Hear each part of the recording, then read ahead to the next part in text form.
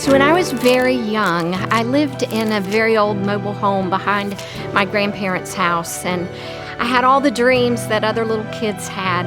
I decided I was going to be a doctor, and so every day when my dad would come home from work, he worked so hard, and I had my little doctor kit, and I drug it out every single day, and I put Band-Aids on his cuts, and I listened to his heart with my stethoscope, and I gave him imaginary medicine.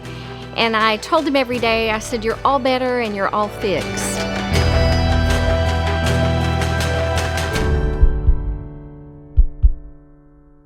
So one evening, my dad came home. I was about 7 years old, and I was going to fix him that night. I had my doctor kit out, and I was going to make him all better, and he yelled at me. And my dad never yelled at me.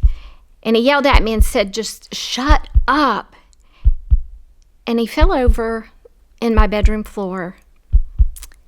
I didn't know it at the time, but he had a heart attack, and he died. And I was trying to make him better, but I couldn't.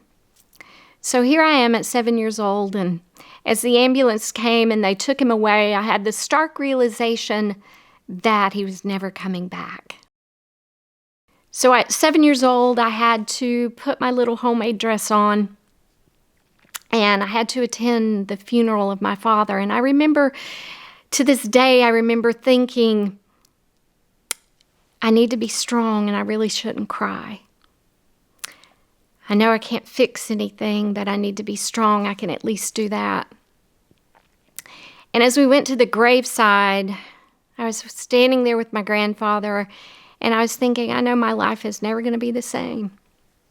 And it wasn't. There were so many things that changed at that moment in time.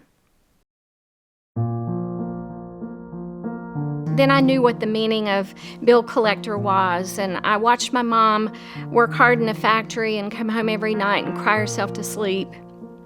I knew that I couldn't have the things that the other kids had, and when I went to school, we were in the school district where there were a lot of very wealthy children.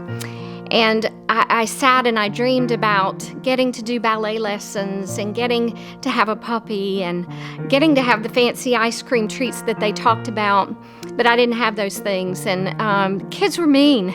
So when I was on the playground at recess, they would circle about me and make fun of my homemade clothes because I didn't have the things that the other kids had.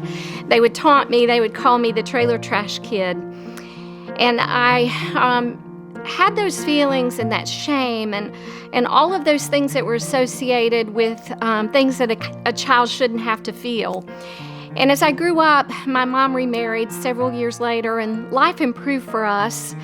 But I never forgot all of those times and all of those feelings and what it felt like as the kid who didn't have anything. And I said that when I grow up, if I ever get the opportunity, I will help children. I'll make a difference in people's lives. And I've spent almost all of my adult life making a difference in people who don't have anything and giving them some hope. And that's what our children's program is all about. It's about giving kids wishes and opportunities and wonder, and being able to instill in them the idea that they can do things and that they are important and that they are just like all the other kids who have dreams.